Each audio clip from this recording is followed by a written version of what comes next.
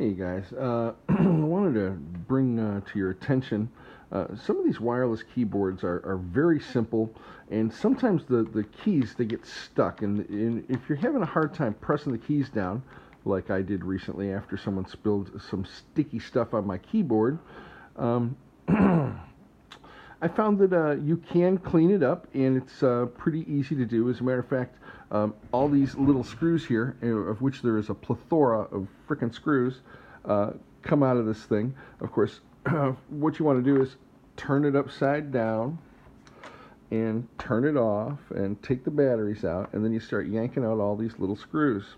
Once you got all the little screws off, of course, the bottom of this lifts off, and this is the simplest device you have ever seen. Look at this thing.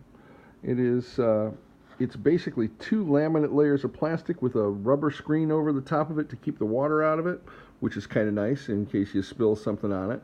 So another reason why I recommend this particular type of keyboard. Electronics down there in the corner, really very simple setup here. But this whole piece can get wet. There's no electronics on it. So I just walked it over to the sink and rinsed it off. A couple of these buttons do come out, but they pop right back into place pretty easily.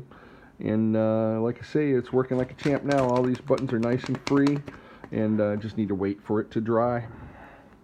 Simple fix. Anybody can do it.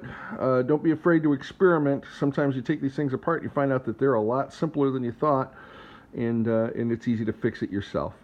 So don't be afraid to unscrew it, take it apart, take a look. And hope you enjoy. Have a great day.